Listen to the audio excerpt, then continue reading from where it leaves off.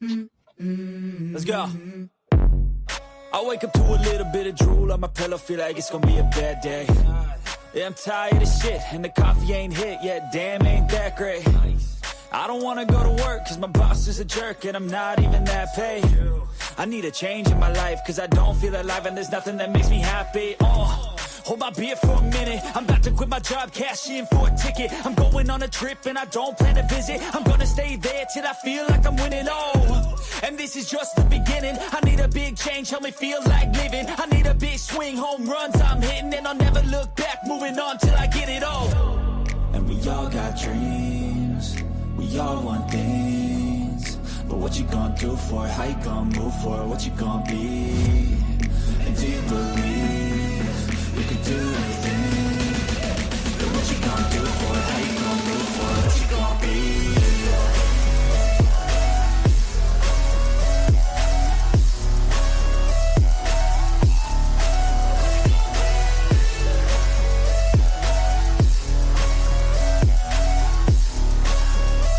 Let's go. Hey. Yeah, this is my life, my strife, my right to fight, to die on. And this is my game to play, to claim a brand new name, And I ain't gonna lie to you, I'm a bit nervous that I might screw everything up that I've ever done. But what's the point of living if you ain't having fun? I guess I'll try this, try that, might miss, gotta find what I'm good at. I guess I look here, look there, over where am I scared, where am I at? I gotta make it in this life, whatever makes me happy, know I'm doing things right. Sipping in the summer on a goose and Sprite, or find a nightclub for the end of the night, And we all got dreams, we all want things, but what you gonna do for it? How you gonna move for it? What you gonna be? And do you believe we can do anything? But what you gonna do for it? How you gonna move for it? What you gonna be?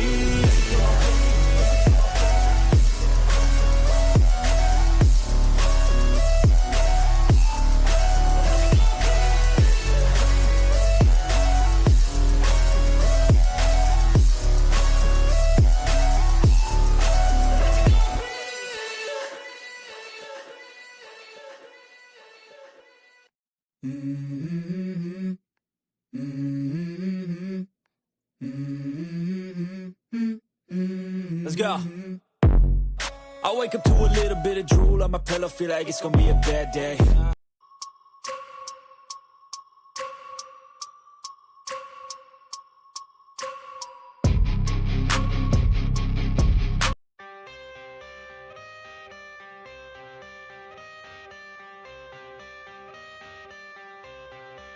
I got the cash in the bag, stadium packed, born a rock star. Hey guys, I'm just trying to continue with the talk here.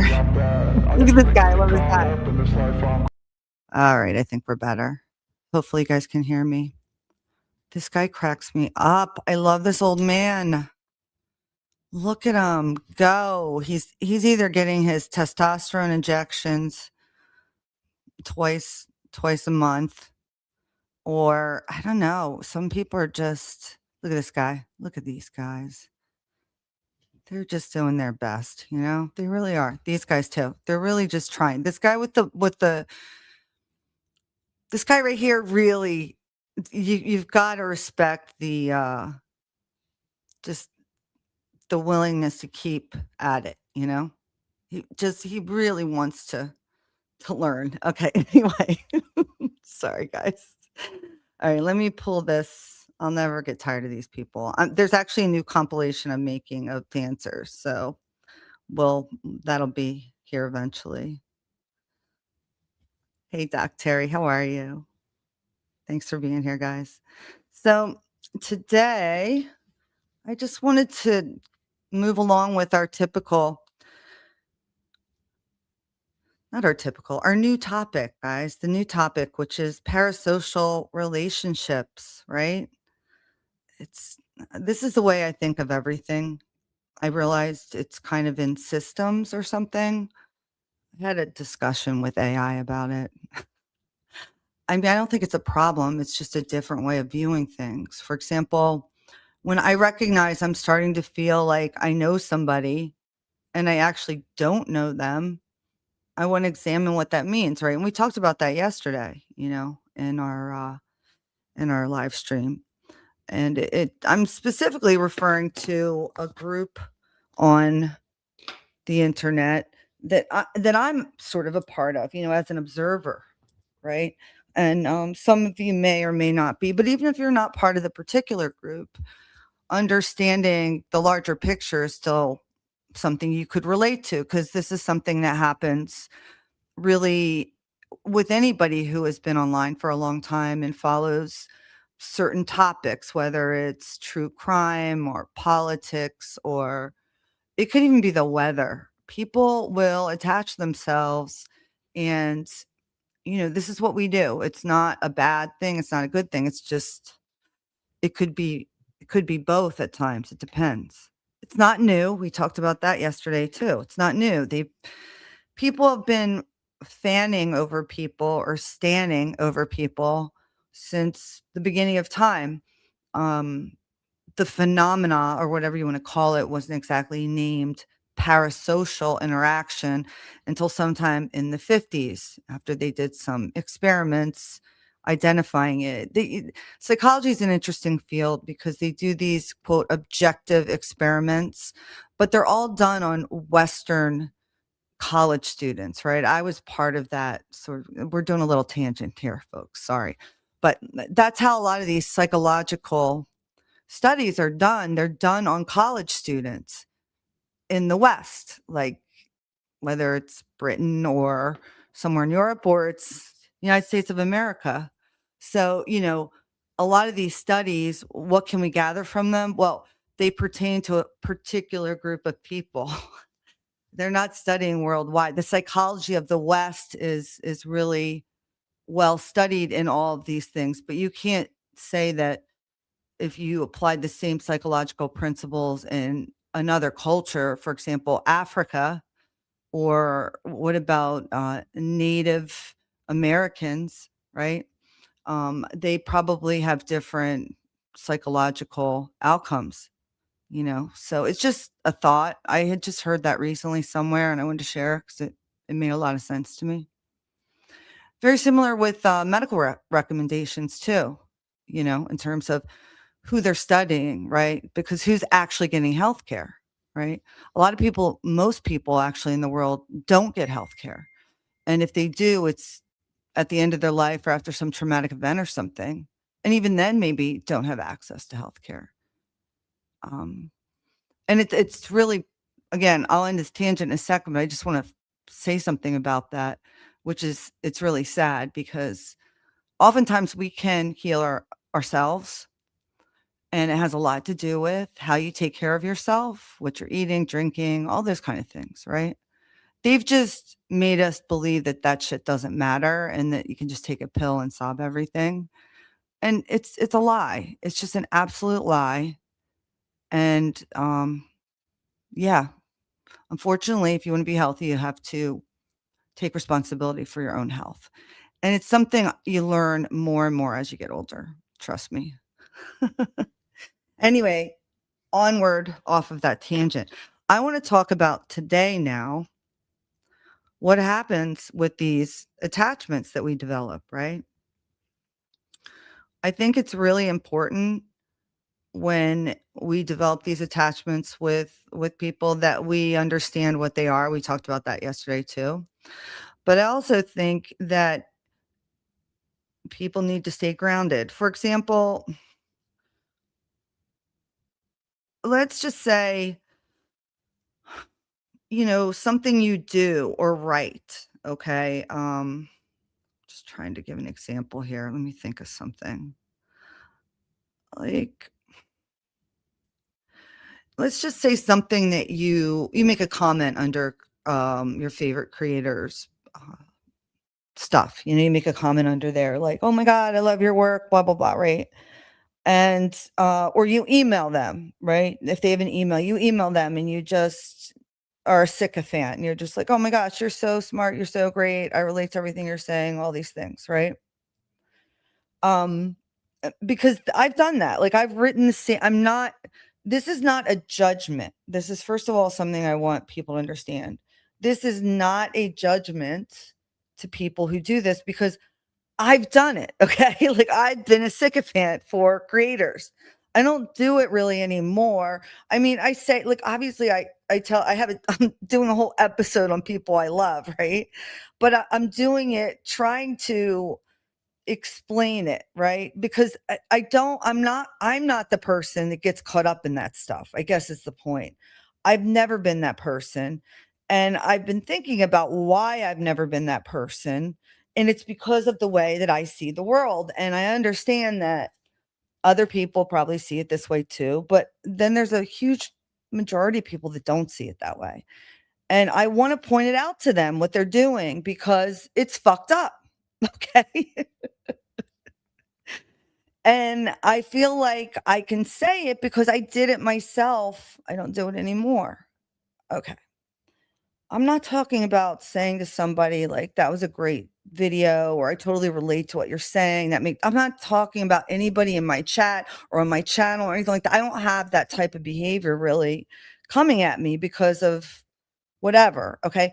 But some creators, maybe it's because I'm more reserved or something. I'm not sure. But for example, somebody like Jess Machado, right? Or somebody like Auntie Deb, okay?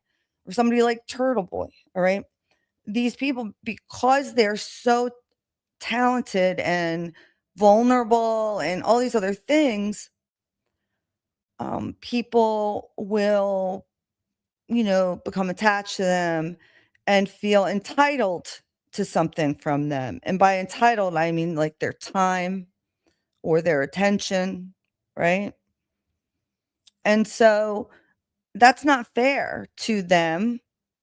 And it's an expectation that if you're a fan that you need to adjust, I think. I think that's important in order to maintain a healthy boundary. Um, I've seen people, I'm not talking about my channel because my channel is really small, guys. And everybody gets along here and everybody's whatever. But on the bigger channels, right, you can see people get really, really nutty with some of this stuff, right? And so, and I watch it and I'm just thinking, okay, this person doesn't pay your bills. They're not making your mortgage payments for you. Like they're not, yes, I love this person too. I think they're an amazing human being. I'm watching them for the same reason you are. But at the same time, they're not my actual friend. They're a parasocial friend, right? They don't really know anything about me, right? And that's okay. They don't need to, right? And so that's kind of what I'm talking about. And it's not, again, from a place of judgment. It's more of a place of awareness as to how are you behaving. And I bring it up because, like, how does it feel when someone acknowledges you, right? Like your favorite creator, you write a note or you do something for them and they say, that is unbelievable. I'm so excited about that. How does that feel? And then what do you do with that energy, right? Because for me, it feels great. I'm so excited and I love it. But at the same time, a lot of people on this platform, what they do with that, what I've seen them do with it, is suddenly try to leverage it in some way. And I think that's hilarious. I've seen people do this, and I honestly think it's hilarious when they do it because it's like a childlike strategy, I guess. It's like a kindergarten strategy. It's like the shit you did back in kindergarten before you understood the art of war type shit, like literally, like somebody that you think is awesome, like says something to you, responds to you, or whatever, and you immediately want to screenshot that and make sure you save it for a rainy day, or you want to advertise it as of like, look at me type energy, right? This is genuinely kindergarten level behavior, right? Oh, I'm going to the slumber party and you're not. I got invited to, the 6th grade party in the basement where the mom gives the bottle so you can play spin the bottle in the basement, do 7 minutes in heaven while they're playing Stairway to Heaven or that kind of stuff, right? And so I'm just saying, we're not, it's a different scenario, guys. Like we're most people that are following true crime or any of these kind of things on YouTube, or I'm going to say demographics for YouTube, is mostly over 30s, definitely over 35-ish, right? So we're all adults here. So why are people suddenly thinking it's just I know why they're doing it, because like you can fall into the trap. It's easy, but please don't, because you just make an idiot of yourself when you start doing this. I've seen them do it to Turtle Boy time and time again. There's it's just it's something to be aware of, your behavior as an adult online. I think it's something to be aware of and consider.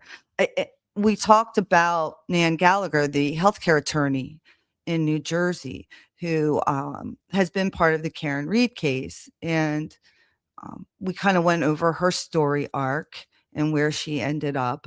But she is a person who this is me, my opinion, my psychic, my lived experience.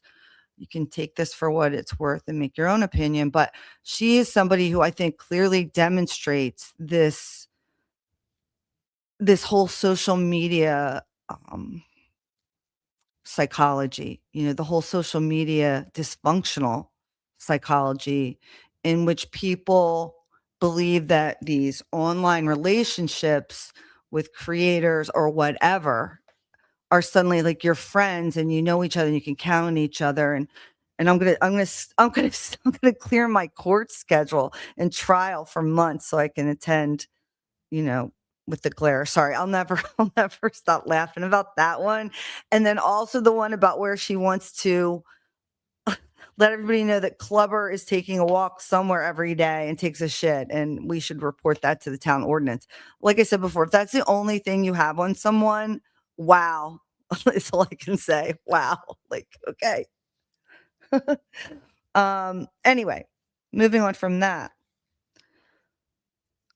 Yeah, so I just wanted to kind of give a little update about that, and wonder, what people think of it. I know I'm not the only person, that's why I'm bringing it up. And I think it's helpful to look at things from an outside or above perspective, right? Outside of yourself. Take myself out of this equation and look at what I'm doing. How am I behaving, right? Um and so and just understand, I think it's important to always maintain agency over yourself, to maintain self-respect, to have integrity, and also recognize that in other people. And I think a lot of people don't demonstrate that anymore. Like I said, the reason why I mentioned the creators I did in these more specialized episodes about parasocial relationships is because I've been following a lot of creators for a long time on YouTube, as many have, right? There's so many different options. And I have my phases where I really listen to this person or that person, and then I get away from them, and then I go back to them. And I think this is just the nature of human attention on these things, right? And you get to see how different people behave. And some people never get down into the petty or the gutter or anything. These are channels like Emily D. Baker or Andrea Burkhardt, or, things like that, right? And if they did, I would be very shocked. That's not what they do, right? But you do have other people who will address the noise, but in the way that they do it is so uh graceful, and I believe with compassion. And I'm even discussing Jimmy with Nan right now. Yes, I am. That's compassion he's giving her every time he makes a new album about her, just in case she didn't know. I mean, it's very obvious what he's trying to do there, Nan, but okay. Anyway, I'm just trying to say, like, these people I think are good people, and that includes Turtle Boy, that includes the Glare. Nurse Kim, I haven't watched as much, but that definitely includes her too. And so it's a nice little corner of the internet to like keep up with things. And they're also reporting on things that I think are important. For example, the Turtle Boy case, we talked about that already. But let's get back to the Jess Machado show and just say I re-listened to her episode again. And I was just thinking about a few things that I wanted to point out that I really respect and appreciate about Jess. And look, this is not me being a kiss ass. This is me saying, Look, this is somebody who I think is a good role model for people to listen to. And there's a lot of reasons why I think that. And she can take this for blowing smoke up her ass or not. It doesn't matter to me. This is just genuinely how I feel about it. I listened to her that live, probably this is the third time now I listened to it. Okay. I'm the type of person when I get obsessed about something, and don't worry, Jess, I'm not obsessed with you as a person. It's what you're saying, and I'm trying to understand why I'm so interested in it, right? Because she's talking about things that are just like, it's like everyday stuff, right? Like she's going to help her daughter get her wedding dress. I'm never gonna forget, that she saw that the satin bead, the satin buttons were there, and because of that, and she was admired the way that the seamstress did it in one stroke, and that she's a granddaughter of a seamstress. I remember these things. You see it? It's almost like you remember the words. She's very good at communication, right? She paints an image. Another thing she said that really painted an image in my mind, and I'm not going to lose it. She talks about how when she was in Ron's house, and this honestly is going to bring tears to my eyes. And this is why I look, nobody needs me to boost their ego or whatever. That's not why I'm doing this. Okay. There are plenty of people that will take a live from anybody. Look, I did a Nan Spaces, and I wasn't blowing smoke up her ass. I was just being highly critical, right? So I can do the same and also talk about how good it is too. That's the way I look at it. Okay. And you can take that for what it is. So I want to point another behavior out that she has that I really admired. Okay. So this was something that I think was very touching. So when she was in Ron's house, okay, she said that it's like a time capsule when she goes in there, because, she goes in the bathroom, and the robe that's hanging in the bathroom, hanging. I swear she has a Long Island accent. I swear she does. But anyway, and her sister too, because TT, the cutest ever. These two are like the cutest ever, these twins. Anyway, she also does the at the end, the good morning. She does that too. Anyway, so I wonder if their mother does it. It better not be from Greg. Okay, it better not be from Greg. All right. Anyway, so she was in Ron's house. This was her husband her ex-husband she had Julia with, the daughter that's getting married. And she goes into the bathroom, and the robe that she got him for a Father's Day gift or something is still there. Okay. Wow. That's just wow, first of all.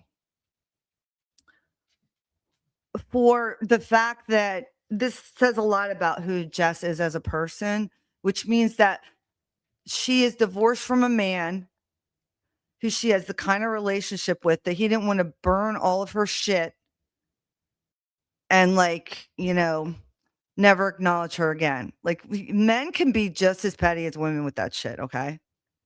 So, and it's not just like they're kind of like, no, he clearly still respects her. He has a love for her. That's not a romantic love or an intimate love. It's a love of, we have a child together. I respect your values and the way you've done things, right?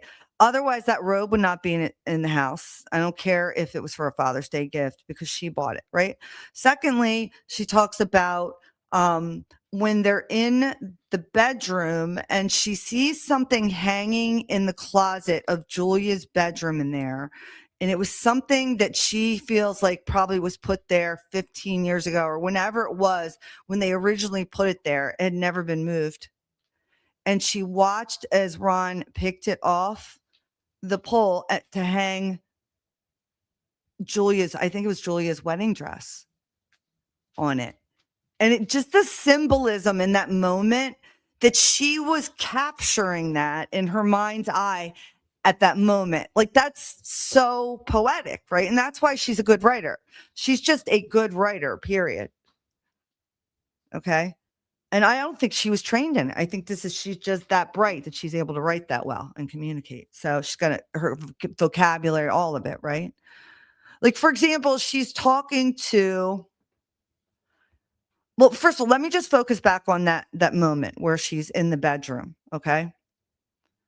That's so powerful, right? Because it's a moment we could all imagine, like maybe it would happen for ourselves if we have kids, or it did happen for you in some way or another. But then there's people out there that aren't friends with their ex. They're not friendly with their ex for all kinds of reasons. Whether it's because they're the asshole or their ex is the asshole. And so they don't get to experience those kind of moments as older parents. And it's one of the moments that you always hope you can experience when you have a child with someone. But life has a lot of ways of fucking that up. What do they say? We plan and God laughs. So it's not life. It's just the way it is. Okay. And so I wanted to say that I appreciate that she has that type of relationship. I appreciate that her child has a father who respects the mother, and it's both of them really that says a lot. And so when Jazz beats herself up, I think of it like any of us when we beat ourselves up. Like she manages things so well. So I think the reason why I'm so interested in how she thinks is because I'm listening to her beat herself up, or and she's not a insecure person. She's not a weak person. She's not playing victim, but she's still giving herself a hard time over certain things. She still has some like core wounds, right? Just like we all do. And I kind of see some of them. And so I'm talking about it. Like, why do I feel compelled to do it? I don't know. But I'm just impressed by her and the relationships she has with her ex-husbands. There's a mutual respect there that goes so far in terms of showing your children how to behave in relationships. It goes so far in just the happiness of everyone. Part of the reason we're all so depressed and lonely is because our family systems have broken down, and divorce is a higher rate. But she made the best of it, and people that do that make the best of it. Where it's like, okay, we got divorced. That doesn't mean like you can't come over for Thanksgiving or something with your new girlfriend. Like, we're all adults here, right? But most people can't do that. So it's something to be proud of. I get that there might be some like nostalgic feelings, but you have those whether you're with the person, whether you and the person are still, friendly or not. You're still going to have that. In fact, it's much worse if the person is no longer in your life and could be, but they choose not to participate because they're a complete and utter failure of a person and father, and they're actually a monster. That's even worse. Trust me. So, I watch it and I hear it, and it makes me very happy for you and your entire family. All right. So I want to go over one last thing that I noticed, and then jump into the chat and see how you guys are doing there. So one of the other things I noticed was the way she's able to basically manage everything. The day of the last day she gave us updates, right? She I mean, her mind was like, as much as she might think she was scatterbrained that day, it was impressive, honestly. I hope she goes back and listens to her own live that day at some point. Because from the moment she got into the car to the moment she was done and got pulled home, she got so much done. I was so impressed with it. I swear to you, I listened to that live like 3 times already. Okay. Because I'm saying to myself, this is a person modeling what it is to be an adult in the modern world with response. This is a person who's modeling this behavior in a very excellent way, right? And we're all along for the ride. And a lot of that honestly just has to do with her personality. It's who she is as a person, right? Not everybody can just do that and expect that people are going to hang on their every word. It's just not going to happen for most people, right? So there's more to this than her just being vulnerable. And I think that's important also to understand. Some people have a certain charisma about them or just a certain charm about them that makes you love them, right? And she's one of them. Jimmy's one of them. Turtle Boy's one of them. glarer. There's certain people that have that sort of charm about them that's just like, this person is just my homie, right? Like, I just got this person's back online, okay? Like, not in real life. Although I have to admit, I've thought about all kinds of ways to get those videos out of Greg's basement. I mean, my goodness. Listen, Jazz Machado has a lot of pull, and I'm going to tell you how you should know this, okay? She had a meetup. She had a freaking I don't know if she realizes this. She probably does because she's not a stupid person. But some people have blinders on to some of the things they're doing. She's got to recognize this. She created a YouTube channel, and after a few months, I don't even know if it was a few months, there were so many women that wanted to meet her that there were women that flew from different states to meet her. I think somebody even came from another country to meet her in a restaurant as a meetup. It was like 40 or 50 people, maybe more. Who does that for somebody that they just start listening to online? Think about the amount of charisma you have to pull that off. Think about that. The amount of the ability to connect with people. Okay. That's a talent. Not a lot of people have. Turtle Boy has it. We know Turtle Boy has it because, people met him with, to protest the McAlberts, which was completely lawful, by the way. Jess could run for mayor easily in the town she lives in. She could charge as a political operative and back candidates, and she could literally do any of that stuff. She could absolutely be a political operative, no doubt about it. And the term political operative isn't necessarily like you don't have to hide that that's what you do, right? I'm talking about people like Roger Stone. He's a political operative. Now, she would be nothing like Roger Stone, obviously, but like she could easily be one of those types of people. She could also continue to do her show like this. She could become the mayor of Somerset. She could become a fucking senator, okay? Literally, because she knows how to get people on her side. And the stuff she stands for is good. Although she doesn't do a lot of politics lately. I get why. I think I know exactly why she's not really talking about politics. And it's probably because she's also not happy with what Trump has been doing. But she's a Republican and she's known in that area. And apparently in politics, you can't say anything bad about another Republican. And so she's just not really talking about it much.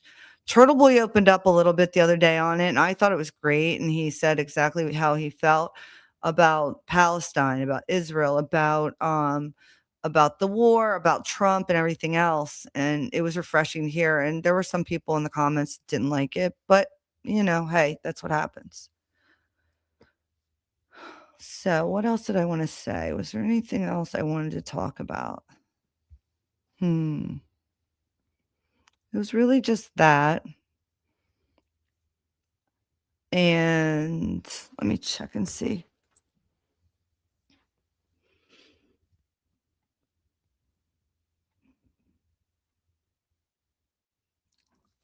My dog page has too many members thinking I'm their bestie. Exactly, right? It can be overwhelming. Hi, Jane. How are you? So nice to see you. Right? Yeah, it's more accessible because of the multimedia platforms. Yep, exactly. And people feel like, it's like, okay. And look, like you can develop real friendships from, meeting people online, and people have, and that's 100% a real thing. Okay. And there's nothing wrong with it. And I've had these like parasocial relationships with people on Twitter. I have some crazy Twitter stories I could get into. Maybe I'll do that at some point, but I have to do it when I'm excited about it. And I'm not excited about that right now. But the point I'm trying to make is at no point did I ever feel like I had some entitlement over these people where they were obligated to call me back or, I don't know, any of that stuff. Those types of things, that kind of a friendship, that takes time in the real world to build. Nobody is your automatic, best friend or even friend after you talk to them once. Like it takes time. Now, some people you just get and they get you and it's kismet and like you guys just get it, right? But even they are gonna understand. Like, there's different, you know, if you get burned once or twice, you recognize it. And in real life, you can get burned that way too. People automatically want to make themselves very close to you very quickly. To me, that's a red flag. You know what I'm saying? Like, it's 100% a red flag. Is that always a red flag? No, definitely not. But unfortunately, because of shit that I've been through in my life, to me, it's a red flag, you know? And so it just takes me longer, I think, to be more like um in that type of situation. And that just, unfortunately, that's, I think, what happens as you get older, because you recognize. Now some people, as they get older, they get more loony. I mean, we talked about this attorney yesterday, and then there's other people as well that just get a little more loony. This is my opinion, by the way, which I can express. I'm just saying.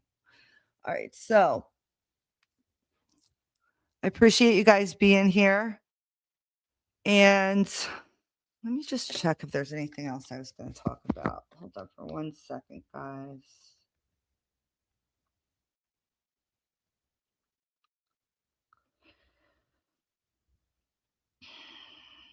All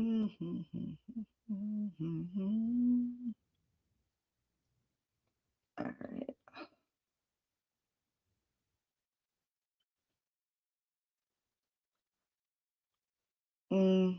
I think that was it. I think. How's everything going with you guys? It's rainy here today. It's just kind of rainy and cold. It's just weird.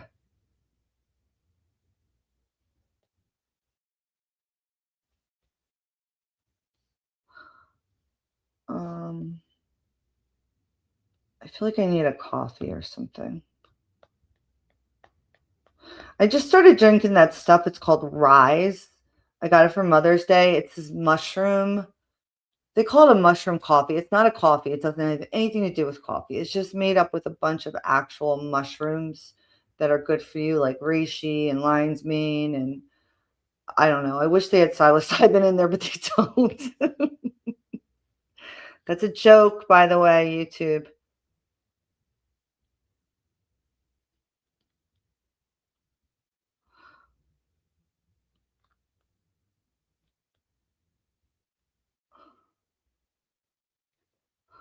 Yeah, so I just want to talk about this a little bit more. The title of the show before I go. Okay. Exactly. And it's just one of those things, like, there's certain things that people can do. They won't even realize they're doing it. Um, I'll let them know. I'll always let them know, you know, how I feel about it. And And then they just have to keep testing you, and it's like, "Okay, well, I'm not fucking playing this game anymore." I did that for 7 years with someone, and I know that the person doesn't change. It doesn't matter what you do, how much talking you do, how much explaining you give, how many metaphors you draw, it doesn't matter. There are some people, there's a behavior or something they do, and it's like, "Okay, I'll point it out." And then if they continue to do it, I'm like, "I'm done." Right? That's all you can do, really. What I don't like is when people don't tell people, right? Like when people don't say, like, "You did this and it pissed me off, and, like, honestly, I don't wanna talk to you." You need to be able to do that to people, right? I tell people that if that's how I feel, and I don't tell people that if that's not how I feel, right? Um, Too many people in the world take things very personally. They assume things that aren't true about others, or these types of things. I'm talking about these parasocial relationships, but this is in real relationships too, right? In the real world too, right? So you meet somebody, you're working with this person, and over time you become more friendly. You go out a couple of times for drinks and hanging out or whatever you're doing, right? But then suddenly this person is constantly, like, invading your space, and you're giving subtle, like, cues to, like, back off, right? And the person then tries to make you feel bad about it. That's where you get the red flag, right? When you tell the person, "Hey, like, I'm just not doing great right now. I can't," and then they twist it, When that person twists it and tries to make you the bad person when you've just laid down a boundary, that's a red flag for me. And I have no tolerance for that bullshit. I spot it a mile away, and I will not explain it to the person, right? Like I would have already explained it, like when they got upset because I didn't do something they thought I owed them, right? They felt entitled to some sort of, I don't know, response, heads up.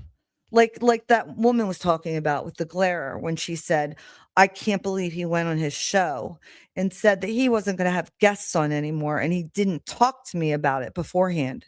That's the kind of entitlement I'm talking about, okay? Like, holy shit, are you serious? That's someone I would run from. I would run away from that person. The absolute entitlement you just laid down over over somebody's. Wow, that is a person who is going to destroy you. This is my lived experience with people like that. People who behave that way will destroy you. If you're a nice person or kind or you're an empathetic person, as I am, you might for the first 55 fucking years of your life make excuses for people like this. Also, if you're naive like I was, at 55, you shouldn't really be naive of anything though, right? So what was I really doing? Well, it was a core wound I had, and I felt like I had to fix it in order to feel like I was a whole person. So it was really a me problem at the end of the day, right? It's always a me problem. It's the other thing you have to recognize. When there's something that keeps happening to you over and over and over again, it's not because men are shitty and they suck. It's because there's something about you. And right now I'm talking about myself. There's something about me that has me picking these people and has them picking me. And it feels comfortable for some reason, even though I'm in pain and it's toxic as fuck. And even though I never feel like I can completely relax ever, even when I'm married for 10 years. Okay? People do this to themselves every day. There are people that are doing it right now. You're living a lie. I lived a lie, and I did it for so long. And I thought it was because, oh, I'm just so empathetic. I'm just so kind. I'm just such a good person. Look at what a good person I am. I'm so good. I'm going to let them keep whipping me. Just keep whipping me, metaphorically speaking, okay? But really, just like the type of abuse that you just obviously are craving, right? Why am I letting this person do this? I let them do it. I could have left. In fact, I did leave every single time, but it took time to do that, right? Eventually, I did leave. But I don't forget my part in that. That's the point I'm trying to make. People like to forget their fucking part, their responsibility in things. People are really good at that lately. And you could be the most empathetic person in the world. You could be the kindest person in the world. And what I've learned at this point is people that have that type of energy, they guard it and they are precious with their empathy. Why? Because you've learned now. You've learned that most people will take advantage of that, right? I'm not saying not to be kind. Obviously not. I am always kind to everyone first. My baseline with everyone is kindness and respect. When I meet someone, it's kindness and respect, no matter who it is, what they look like, where they're from, any of that shit. My baseline is kindness and respect, and it will always be that way. Nothing will ever make me change that. I don't care what anybody says, because I believe everyone deserves that, including animals. Okay. I know this is you're not gonna believe it. I will not even kill a fucking spider in my house. I had chipmunks in my house. I had to do the have a heart. I had a fucking flying sugar glider. I don't know what it was. I thought it was a flying chipmunk. They don't exist. Don't laugh at me, but it was like a flying squirrel. Can't do it, can't kill them, just can't do it. Okay, so always kindness and respect unless you're not respectful back to me, unless you're not kind back to me. And then that kindness and respect turns more into, okay, this is going to be a transaction. This is the type of person who doesn't view me as another human being. They view me as a transactional, something transactional. And I can do that too. No hard feelings. I get it. And then there's levels from there, right? But a lot of people, their ego, they feel like, I'm so special though. I am so special. I'm the one that deserves all the attention. Or I should be that person's whatever. Or don't they know that, like, look at all of my achievements. Why aren't they praising me? Like, there's so many of that, so much of that bullshit going around. And why do I know this? I see it. I recognize, I can see in myself where I could be that way. But but I know how to put my ego down and be like, no, that doesn't matter. That's stupid. Right. And so I'm just trying to maybe wake some people up to that kind of behavior that they're displaying. Not to me. I don't really get much of it, I'll be honest. And that's exactly how I like it. But I understand that when you're more successful and you have larger audiences, that can happen. I mean, like I said, it's not like I've never been a fan of someone, like growing up as a teenager or whatever, or even as a YouTuber. I mean, I've constantly talked about how much I love Andrea Burkhart or Emily D. Baker. But like, you know, I'll defend certain people that I like online, but I'm not going to like lose sleep over and stuff. And then if they don't respond to me, I'm not going to then hate them and start like, I don't know. This is what people do online. And these are grown ass adults, right? These are grown adults doing this. And it's just fascinating to me. Nan is probably one of the more interesting characters to me because of, you look at her life like outside of this sphere. If you just knew her from here, you'd think this lady really is full of herself and maybe needs to get some like estrogen. This is my psychic, okay?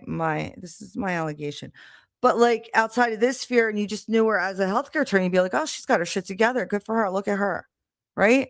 So it just shows you how people can compartmentalize. I've done it myself.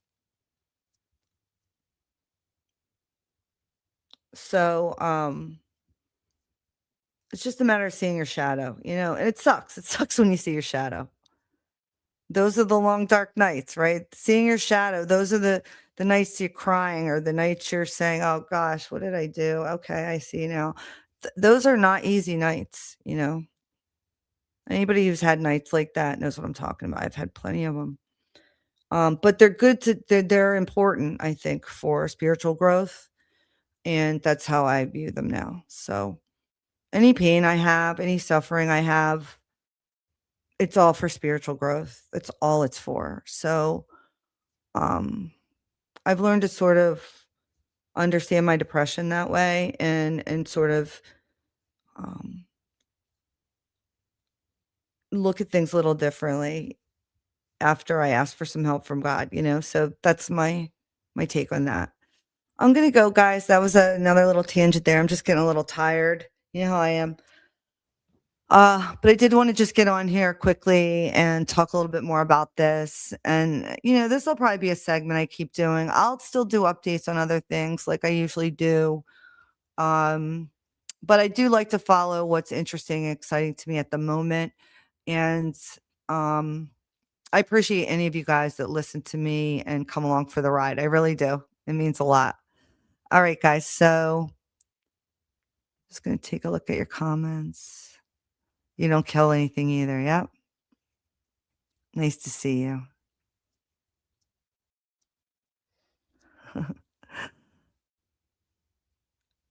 I know. It's long dark are there for a reason. Yep.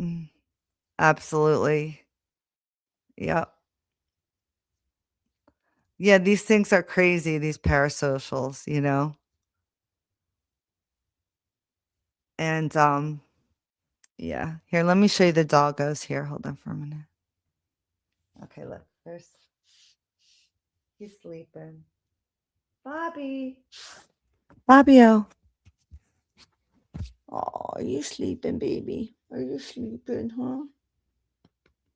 Good baby. Are you a good baby? All right, guys.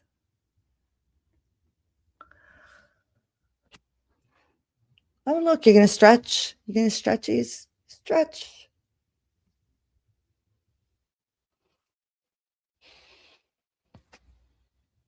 Sounds like a person, right? Sounds like a freaking person. He's so big.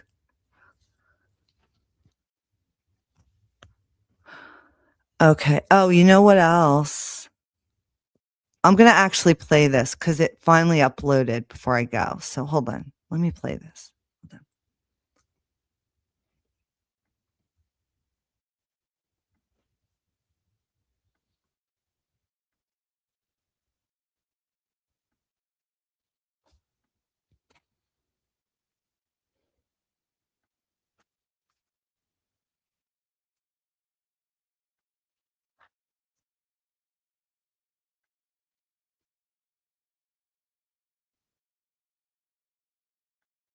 Okay, here we go.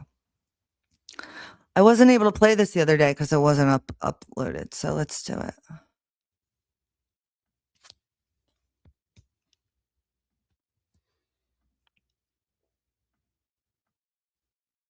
Okay, what is up, Leslie? We are heading to Canton, Massachusetts. We are staying in a secret location in someone's house. We are going to be doing some investigating while we're there, but no one will know. Incognito. Yes, we have disguises. Don't worry, guys, it'll be safe.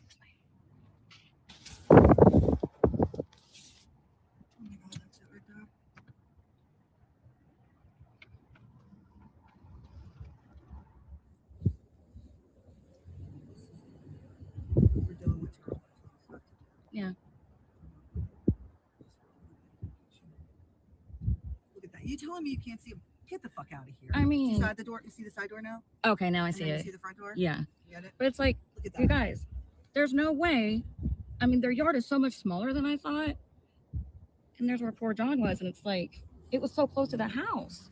That's the fence that that picture was taken. Yeah, where they were sitting. Yeah. We can stand out here, can't we? Yeah, Can probably. you take a picture of me in front of John's house? No. Yeah, if you want me to. Yeah. Oh, Yeah. yeah. Yeah. That's It says half of the people can't speak up because they have legitimate reasons to protect their kids or their grandkids or. Well, that's what it is. I think people don't realize that when you have children in school, that that can affect them. It's hard enough. Yeah, exactly. That's me. Exactly. I Right. The texted regular you. bullying. My name is Leslie. Personalities Hi. coming after you. Yeah. Looked like you were trying to call me Yeah, back. I did. Yep, that's Leslie. Oh, Yep. shoot. Dennis, hi. Nice to meet you. I'm actually from Kansas. Kansas? Yeah. Oh, wait, I was here last year. Were you? Yeah, I was driving from Colorado. It's not much to see. Yeah, I know. But yeah, she lives in Jersey. She's my best friend. So Jersey, I came yeah, to visit whereabouts? Point Pleasant. Oh, I Point. was at Fort Dix there What for a did you while. guys think about her interview? Yeah, it's my first time to Jersey, first time to Massachusetts. Oh, really? Yeah. Yeah.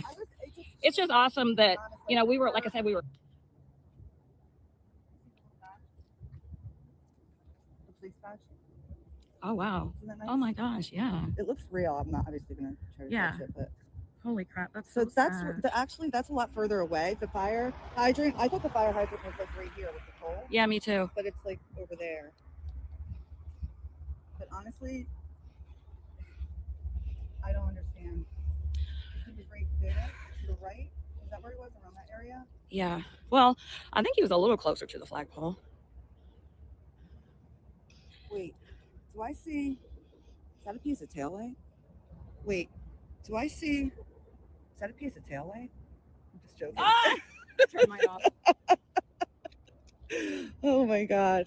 Okay, I think I'm good. I just wanted to really see this part Yeah. here, how close it was to the road. I mean, Hello, everybody. I am walking towards the Norfolk County Superior Court in Dedham, Massachusetts. I plan to attend the hearing for Aiden Carney, motion to dismiss, and looking forward to meeting some Karen Reed and Turbo supporters. Hey guys, I'm here at the Norfolk County Superior Court, and I ran into some old friends. You need Mike? Woo! Free Karen Reed? Free Turtle Boy, free Karen Reed. Yes, definitely.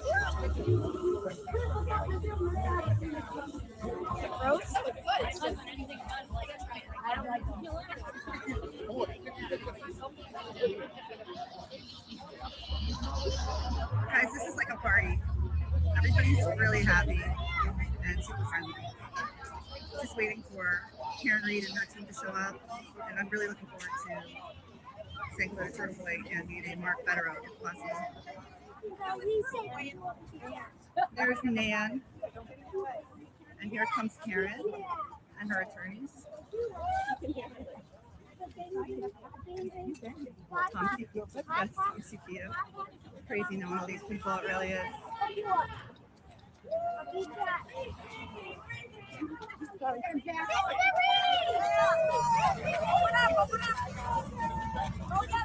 You guys are awesome. You guys are awesome. Hey, don't you kill out. I don't know. Federer! Love you! Mr. Reed. I'm gonna hang out here. Mr. Reed. Bless you. Hey guys, I am standing outside in the line to go into the Norfolk County Superior Court where Turtle Boy Aiden Carney will have his motion to dismiss heard. I actually just saw him and Meredith across the street, and the registrar of deeds, the bottom there, they walked in and I said hello to them. They were both very nice. Everybody here is awesome.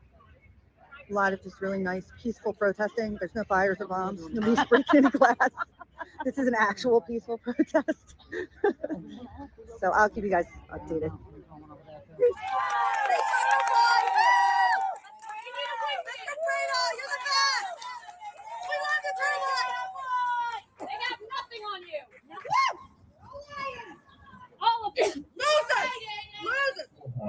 Telling a witness to tell the truth. How is that not free speech? Yes, motherfucker. Yes, let's get some fireworks going for that one. That judge, you just made me feel like it was 4th of July. You really did. I mean, this judge, right? He knows what's up. How is yelling to somebody tell the truth witness intimidation? Right? This country, United States, was founded. The gathering point was going to be that he showed up with a bullhorn to address the crowd, that he had his cameraman, or perhaps it was he himself with his phone. Okay, so basically he's doing what Alex Jones has been doing for fucking centuries, probably. I think Alex Jones is like a lizard or a vampire. I don't know. I'm joking. Okay, calm down, everybody. No, seriously though, he has a bullhorn and there's a cameraman there. Isn't this what the fucking news does, bro? Isn't this what the news does? Is this guy seriously arguing this right now? How badly did he need a gig that he took this case? How? Woo! Alan Johnson, David, you guys are awesome. You guys are awesome.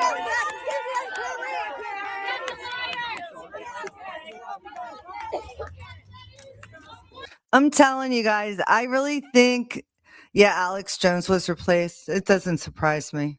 I mean, I have a whole theory. You saw my thing on Alex Jones. Fabio was barking at it too. Oh my gosh. But you know what? That's crazy. No, I believe it. I know they see different things. Yeah, the Turtle Boy case is fascinating. It's a lot. I've been following it, like I said, since the beginning. When then I remember the night Turtle Boy was in jail, I was contemplating like reaching out, and I didn't, only because I didn't know him well enough. And I don't know. And I didn't for a reason, whatever, it's fine. But I've been following this case since then, and even before then. And the offshoots of the case, it's like all these reality TV show offspins. That's the way I look at it. And for me, this group and these topics are lighter. They're still related to injustice and corruption, but there are things we can do about it. Like Turtle Boy's trial is going to be really important if it goes to trial. I hope it gets dismissed. I'm definitely showing up for that motion. I'm going up there the night before and staying nearby. And if I have to wait outside at night to get in there, I'm doing it because I want to be there for that one. And obviously report on it. And then, Yeah, so you'll be hearing more about it. I'll still talk about other things, like I said, but I'll put it in the description when I do the live. So.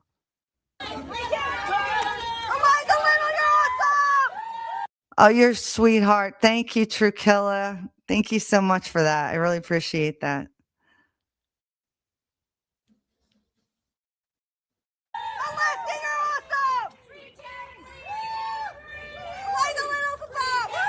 People over. So you're like, I'm just gonna make it up then. Thank you, Tom. Thank you. I've got no basis to believe this, so I'm just gonna make it up. All right. Burning things down. And you know, when somebody says to an audience that Jesus told him Jesus wants revenge, how does that play? And revenge in the form of somebody being burnt up. It's so this joke was the funniest joke to me, honestly. Like, this just shows how first of all, it's obviously a joke, guys, because Jesus doesn't ever want revenge. Like, Jesus is the opposite of revenge, right? Jesus is not like, Jesus is all about forgiveness. So like the judge has this joke go completely over his head. Okay. That's, and he thinks people think this shouldn't be free. It's just unbelievable. I swear. In the most painful way. You know, Mr. Kearney expresses concern that I gather what Lieutenant Tully is supposed to have done to his children is arrest Mr. Kearney on one occasion pursuant to a warrant at the bus stop after Mr. Kearney dropped his children off.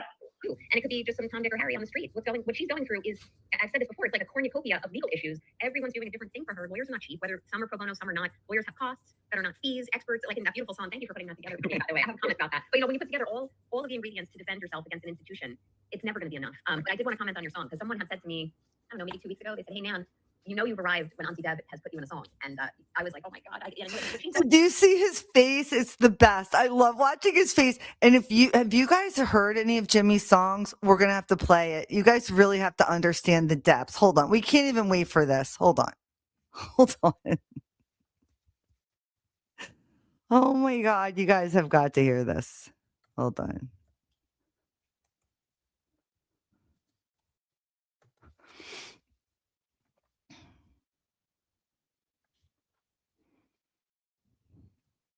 All right, videos. Let's do.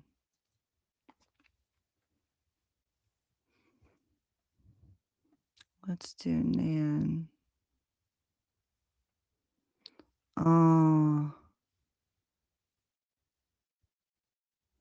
it's killing me. Be Royals. And Ballad Journey. Okay, I'm going to play one of his songs because it's so funny. Hold on. This chick bad. Wait a minute. Ratchet Madness Queen. Hit Me Up. All right, let's listen to this one. I think this will be good. Hold on. You got to hear this if you haven't heard it.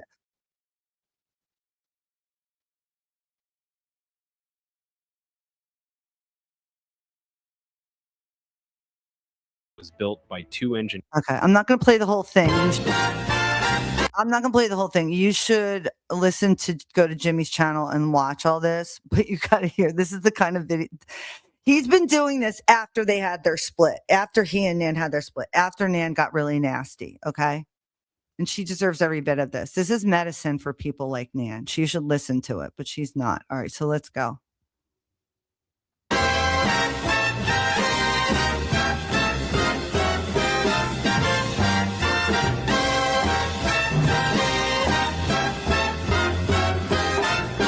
She's never hungry for dinner at 8. She takes an insult and claims that it's great. She obsesses over people she hates.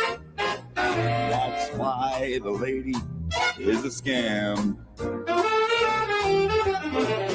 She's not a bestie, a lovey, or a cupcake. Don't get her started on Jimmy, for Christ's sake. Intimidate a window, she did not partake. That's why. All right, I'm going to stop it now.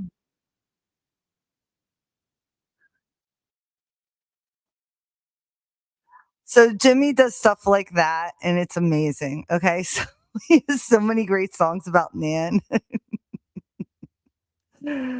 Oh my God. All right, so let's just continue on with the video we were watching there. Hold on for a second. Going through is. I've said this before, it's like a cornucopia of legal issues. Everyone's doing a different thing for her. Lawyers are not cheap, whether some are pro bono, some are not. The Commonwealth will exhaust you of your resources to try to win. 100%. If Karen did not have the family net worth, the support of the Free Karen Read movement, and all of the charitable donors, she would be in jail right now. Not just convicted already, but also just not sucks you in. And especially someone like me who was just a spectator and happy to ride in the chats of all of my favorite content creators, and knowing what I know from a legal education, and then now that I did make some donations, and I try to whenever I can. We see it. We always trust me. We see it. We're like, damn, that's a payday. I pop in. You know what it is, Jimmy? I like to surprise people because I want their reaction. Like, for example, when I made a donation to Melanie Little, she was like, well, Furio, I don't know who you are, but did you put the wrong decimal point in your donation? And she was completely Thank you, fine. And then this Dr. morning I I donated just saw to Kim, that. and she pretty much coughed herself right off of her show for a solid minute. It's that feeling of joy that I like seeing on people's faces, because it's hard work to do what you do, and to You guys are awesome. I really appreciate that, Doc Terry and Trukilla. Like I bring said, thank inside you. knowledge to this horrible thing that's going on up in Massachusetts. And I just want everyone to know it's not just about supporting the Karen Read Defense Fund, because I've learned 80% of what I know about this case from the gavel-to-gavel trial coverage and all the pre-trial motions that I watch. But the 20% is all content creators, and they're the ones who are telling me straight. They're the ones who are really explaining all of the bullshit that's going on in the backdrop. So you guys are equally as valuable to me as mainstream media. And I get a better, strong sense and accurate answer if I listen to all of you. It's pretty fun. I like doing it. It's pretty fun. I can't go on here for like hours and hours like most people. I can't. I don't know where. I don't have the bandwidth. I don't have it. I got to run a fake errand or something. But like it's a blast. So I wanted to discuss Karen Harper for a little bit, play a few videos, and then can we get into a little only name fun interview? Oh, absolutely. I'm so glad. So do you know Shamariella? I do not. Okay, so Shamariella is Mary Sullivan. I know we've only been speaking through chats. I've been stalking you for a long time, and some texting recently. And I just want to say that was the most amazing homage I've ever experienced in my life. Face to face. I know we've only been speaking through chats. I've been stalking you for a long time, and some texting recently. And I just want to say that was the most amazing homage I've ever experienced in my life. Bro. I love it, and I cannot wait to replay that later. We got it later. We got to give it to Joe Flipperhead. So yeah, that was It's just been a long time coming. I have to say, Will, I'm your biggest fan. I don't care what anyone says in your chat, and you can all come for me. I am like a super Glarer fan, and What? oh yeah. So like not in a Kathy Bates kind of way, oh right? no, I have to say, Will, I'm your biggest fan. I don't care what anyone says in your chat, and you can all come for me. I am like a super Glarer fan, and What? oh yeah. So Like not in a Kathy Bates kind of way, oh right? no, not in Kathy Okay. Bates, not in like Swim Fan or pick any movie. It's just like what do they call it in Wedding Crashers? A stage 3 clinger? No, I'm not. I'm none of that. Yeah, I'm just You're a not going to huge. start calling me a dirty birdie and. I will find you. No, but I. Oh my God. That still scares the shit out of me. Oh my God. I'm sorry, but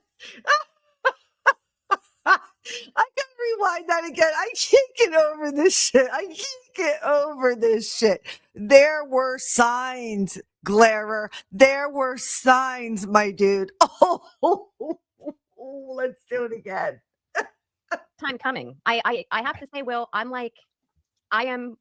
your biggest fan. I don't care what anyone says in your chat, and you can all come for me. I am like a super Glarer fan, and What? oh yeah. So What? His balls are in a vice. What? Like not in a Kathy Bates kind of way, oh right? no, not, I have to say, Will, I'm your biggest fan. I don't care what anyone says in your chat, and you can all come for me. I am like a super Glarer fan, and What? oh yeah. So Like not in a Kathy Bates kind of way, oh right? no, not in Kathy Okay. Bates, Something like swim fan or pick any movie. There's just like what did they call it in Wedding Crashers? A stage 3 clinger. No, I'm not. I'm none of that. Yeah, I'm just you're a not going to huge. start calling me a dirty birdie and. I will find you. No, but I really. Wow, you really sold that. That was scary. Yeah, I respect your work, and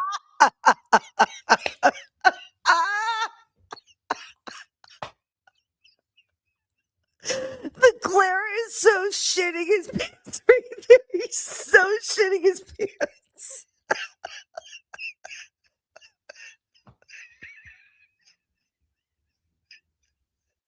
His body language is so great during this whole interview.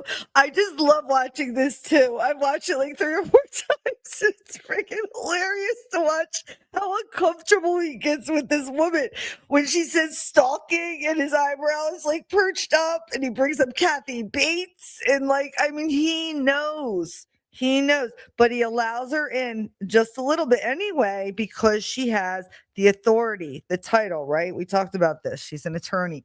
This is so freaking amazing. I also, most importantly, respect your candor. And out of all of the content creators, I'm this fan. I don't care what anyone says in your chat, and you can all come for me. I am like a super glarer fan.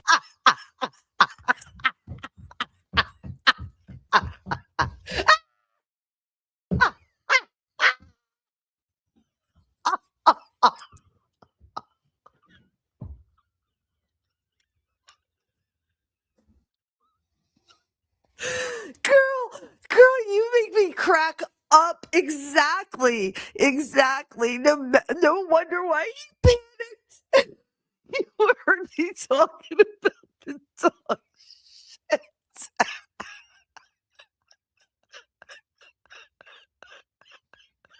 And oh yeah. So not in a Kathy Bates kind of way, right? No, not in Kathy Bates. Not in like swim fan or pick any movie. It's just like what did they call it in Wedding Crashers? A stage 3 clinger. No, I'm not. I'm none of that. You start calling me a dirty birdie and. I will find you. No, but I really. Wow, you really sold that. That was scary. Yeah, this is not, I swear to God, guys.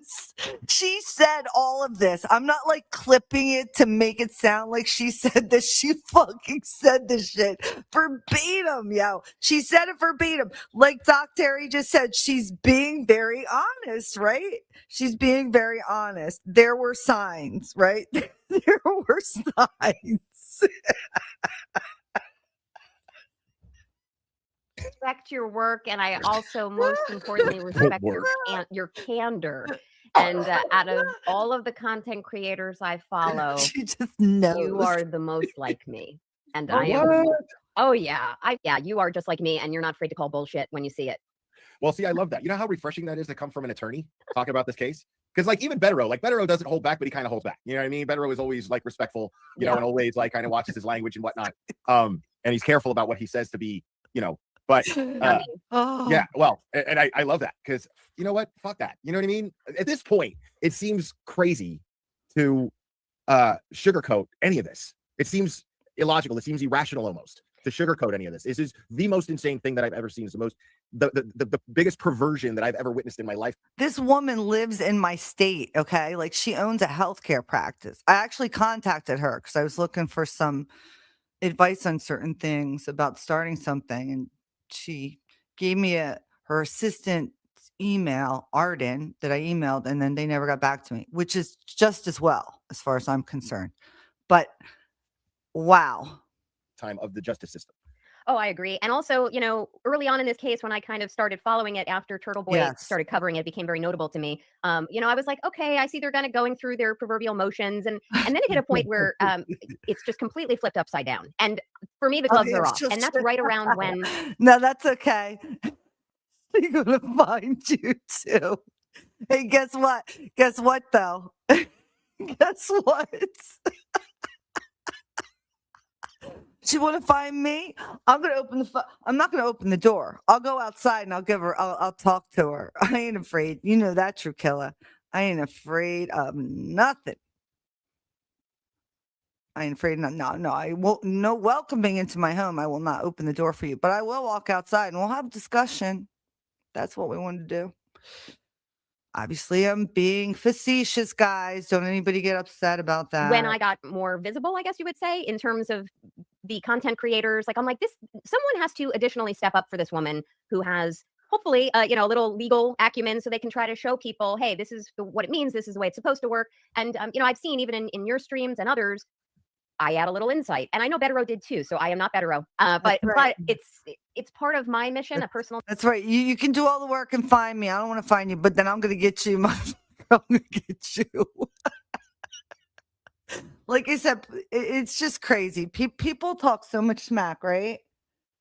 And she's trying to make this guy feel bad because his dog shits somewhere and he doesn't pick it up, which I don't necessarily believe that that's true. But either way, okay. Mission not to garner YouTube fame, but to try to help people because they have questions. And I think a lot of people say, yes, how is this even possible? And half the time I say it's not. This doesn't happen in non-corrupt jurisdictions. So I think it's safe to say that you have stepped up above and beyond of any other attorney who's been talking about this case. Ask my young children. I have an 11-year-old daughter and a 9-year-old son. What does mommy like? She will shout. They will both shout, "Mommy loves murder," which is true. That's her when she decided to become the keynote speaker because they asked her to give a few remarks at the Karen Reed dinner. She decided that it was like she was the main attraction and did like a ridiculously long speech. Let's just listen one more time what she says to them that her kids say about her. And then she says, it's true. About this case? Ask my young children. I have an 11-year-old daughter and a 9-year-old son. What does mommy like? She will shout. They will both shout, "Mommy loves murder," which is true. And if they knew they could manipulate him, they could get him to do it like they wanted. But like he came back, I feel like when I saw him over the summer, the end of summer, they were doing the motions. I'm like, oh, why did he gain freshman 15 and he's depressed? And like he's busting through his suit. He's like heading his stuff in lab. He's like, just do it, just do it now, just get over it. I'm like, oh, this guy, there's something going. I love your personality. It's very accurate. You're probably a very good read of people. But I honestly will say though, like think about it. Lally is just sitting there doing nothing. All of the taxpayer dollars would be better used if Lally were sitting in an office somewhere. Of legal issues, everyone's doing a different thing for her. Lawyers are not cheap, whether some are pro bono, some are not. Lawyers have costs that are not fees. Experts, like in that beautiful song. Thank you for putting that together. By the way, I have a comment about that. But when you put together all of the ingredients to defend yourself against an institution, it's never going to be enough. But I did want to comment on your song because someone had said to me, I don't know, maybe 2 weeks ago, they said, "Hey, man, you know you've arrived when Auntie Deb has put you in a song." And I was like, you made albums about her now. I mean, it's just like for me, I love it. Two-faced. For me, I replayed that a few times because he always says that for me. And if you're a member of his channel, it's one of his icons, and everybody loves it, and I love it too. Lip bumper. It's like snake venom. What's up? What's up? Nice to see you, Leanne. Welcome. I wear 3 different eyeshadows. Too Faced is one of the brand of eyeshadow I wear. So wait, I need that. Send me that.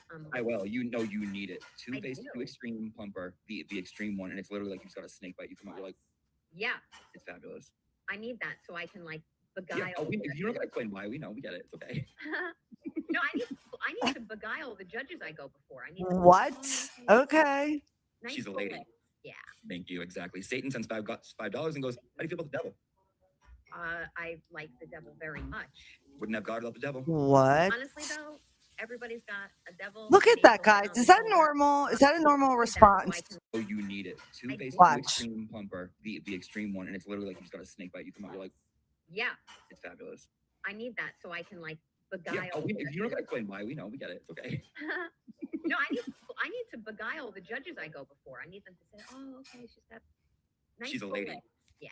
Thank you. Exactly. Satan sends $5. He wanted to say, she's a hoe. Oh my God! Look at her. Look at her eyes, and it says Satan. And then it says, "How do you feel about the devil?" Look at her eyes. Now watch. This part is freaky to me. How do you feel about the devil? I like the devil very much. Wouldn't have God without the devil. Honestly, though, everybody's got a devil and an angel sitting on their shoulder, and you got a 50-50 shot with every decision you make as to who you're going to listen to. So for the purpose, I feel like the devil's there for a reason, and some of the best lessons I've learned were from making really devious decisions in my right, Trakilla. I mean, I saw that. I had to clip it and put it on here because I'm like, shit, that's kind of weird. It's not what I would say. Those are the best lessons, and your lowest point will take you to your highest point as well. I believe. Like Olivia spends $2 more and goes. Also, does she have a Hugin or a pet? Do you have a pet? What's a Hugin? It's her dog. Yeah. Jimmy is awesome. Jimmy's a Virgo. He's got a heart of gold. Jimmy's a Virgo. I don't know what Nan is. Okay. I'm Jennifer. Nice to meet you, Jennifer. I watch you all the time. Yeah. And I think It's Jennifer, everybody. I have a channel, and I came here a week ago, and I interviewed some people, and then I did a tiny video. Not like you. Yeah, well, no, man. just around these parts. Just within this mile radius. You look like you, when I yelled your name, I was like, where? You're like, where? I'm so glad. That's awesome to meet you. Yeah, it's nice to meet you too. Thanks for watching. Yeah. What's the name of your channel? Post Woke World. What is it? Post Woke World. Post Woke World. Okay, and what do you discuss? If I had to guess, or if I didn't have to guess. But it's mostly Idaho, and this case in Delphi. Oh, okay. All three of those, So you think Brian Koberger's innocent? No, I don't know if he's innocent or not. I think that there's a lot of just like in this case, there's a lot of fuckery that if you look into Yeah. a little bit more. But you know, like I say, I don't think he's innocent. I don't know, but I think he's guilty as fuck. I don't think there's enough to prove it. That's fair. Yeah, I mean, and I will concede to that. I mean, whether they actually have enough proof to convict him, I would question that too. Yeah, but I think he's guilty as fuck. Yeah, right. I just don't know yet. It's kind of where I'm coming from. And Yeah. I say that on the channel. I'm not saying one way or another, like Brian. People are bloodthirsty out here. They just want somebody to die. You know? Right. It's just like it's you. You're sitting in a chair, so it's going to be you. Yeah. And Idaho just has the new gun laws where they can shoot you to death. So that's not very convenient. Yeah, agreed. Oh yeah, I'm gonna Okay. Can I do the show? Do you mind? Sure. I don't want to interrupt you. You got to turn your camera around. Though. Oh yeah. Thank you. No problem. Thank you. Subscribe to Post Woke World, guys.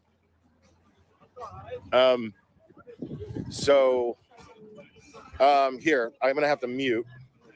Okay. You want to do it in duet? You want to be featuring only man? You know, I said this on Will's stream the other night, and it kind of went over his head, and I'm hoping it stays there. But I actually am a singer. I was in Annie in grade school. I started Grease in high school. I got the pipes. We love Grease here. Are you a Danny? Are you a Goose? I'm a Rizzo. In a world full of Sam, do you feel Rizzo? In a world full of Shmary, I'll be a Karen. We have a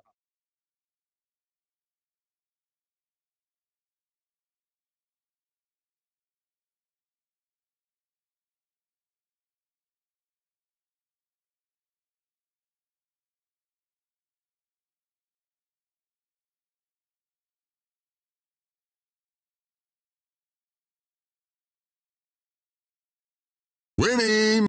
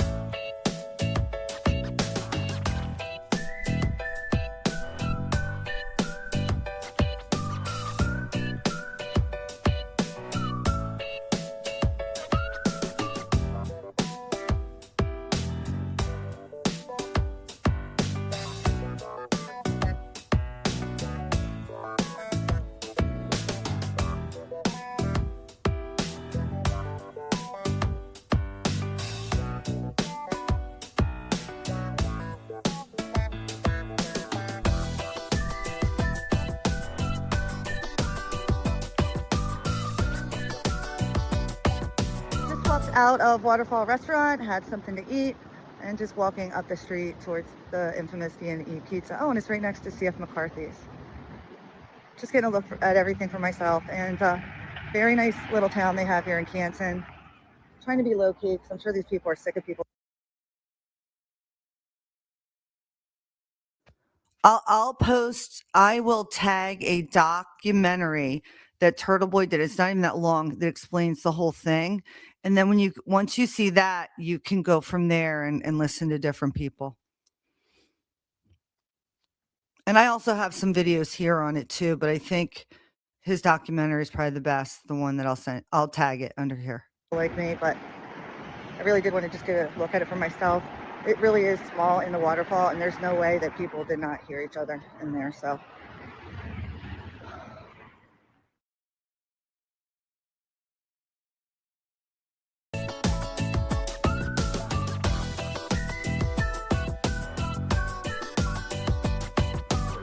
me. I mean, with a straight face, forever immortalized. Like Chris Albert's not the least bit scared of me. None of these people are.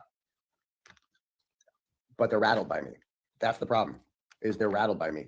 And you saw it in court today. Like, it was not a coincidence at all that not once, but twice did Julie Albert, she called him Trooper Bukkake twice.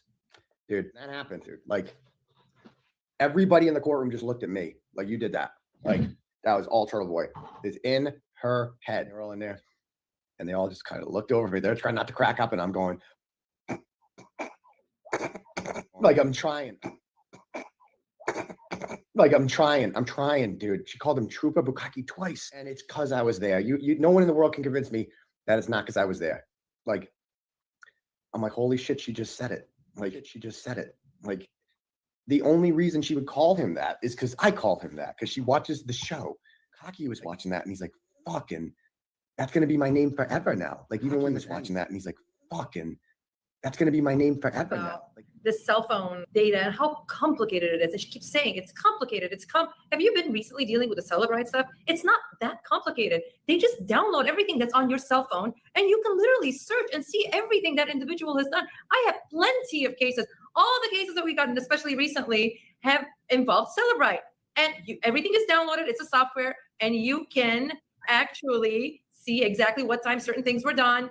And no one questions it. This idea that it's too complicated is ridiculous. It's right there for everyone to see. It doesn't take a genius. Once the expert downloads it all, anyone in my office can go through the data and see what time the text went, what the content of the text was, what websites they were on. Everything is on there. So I want to make it very clear that Celebrite is not as complicated as Wendy Murphy is making it out to be. It's quite the opposite. It's very easy. Any one of us can, once the data is downloaded, you can see it all. And it doesn't take a genius to figure out. That's number one. Wendy, I've got you muted. Just say no, and Turtle Boy muted, because I have to in order to keep the show on the rails. But it's funny watching you guys both scream at each other. I'm not screaming. I'm just laughing to myself.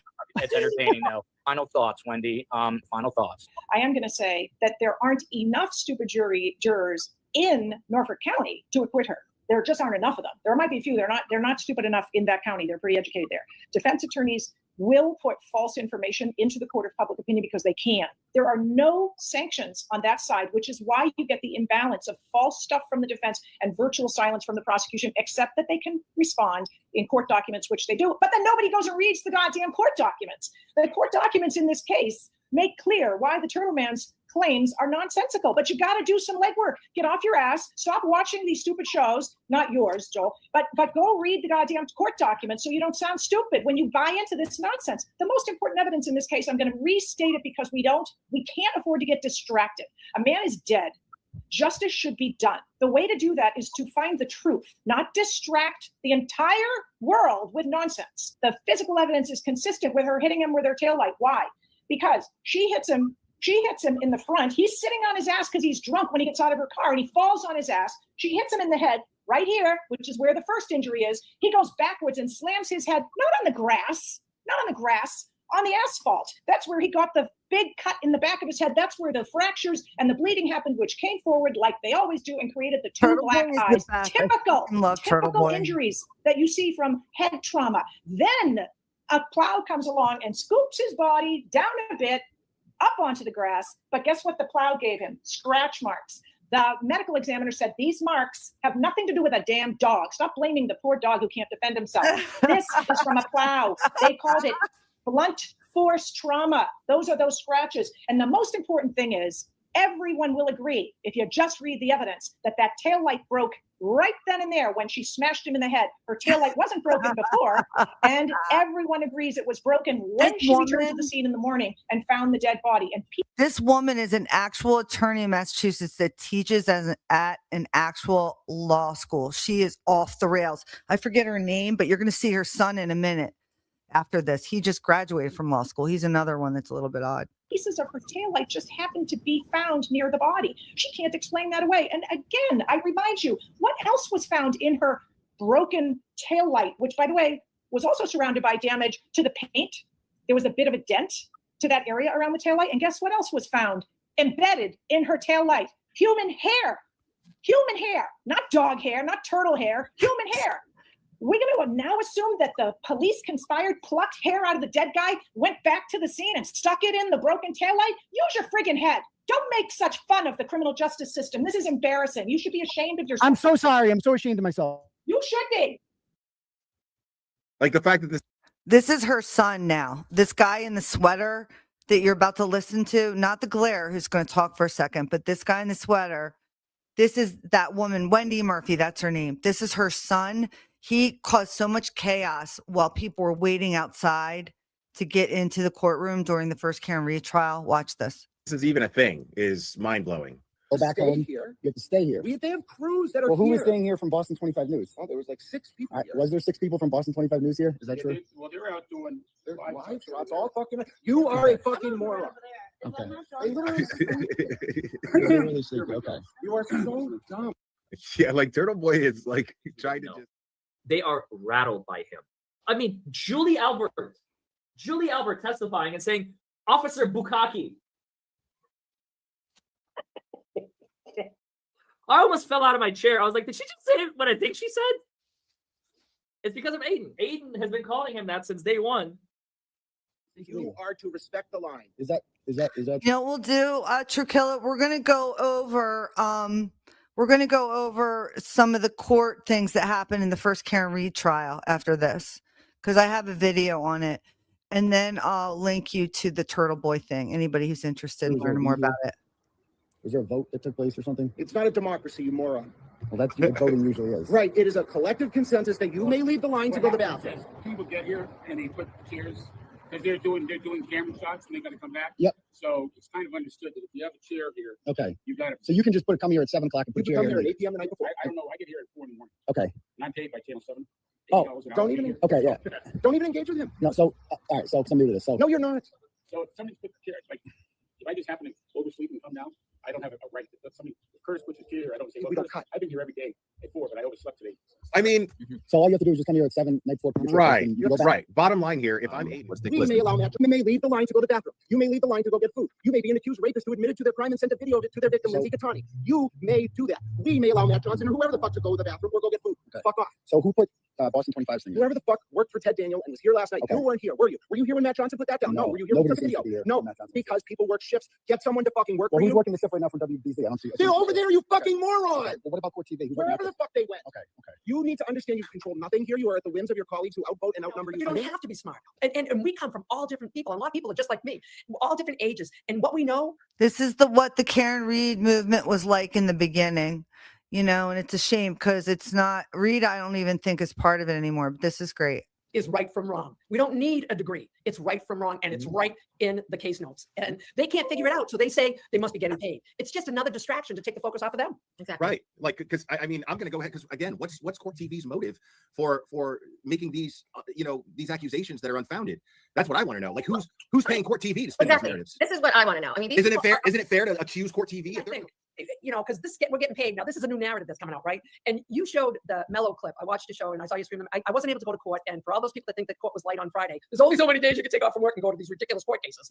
We do go. We packed it the day before for Aiden. We packed it, and Tim did a fabulous job.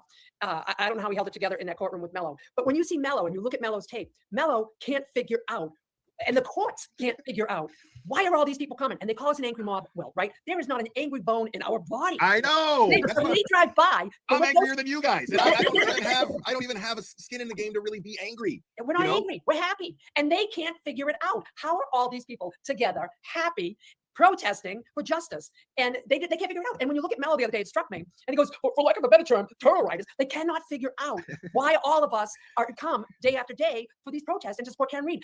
It's because something is wrong. Okay, hold on one second. Sorry, guys.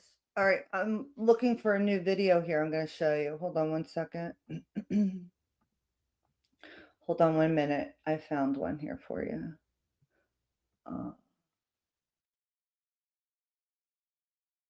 Where are we? 1 second, guys. Okay, this is it right here.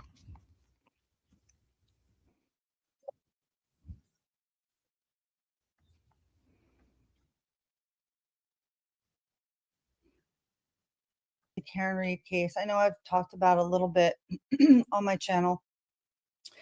And I did a sort of a collection of all the attorneys that I follow on YouTube, also known as LawTube. And I've done some clips of them responding to the opening statements in the Karen Reed trial.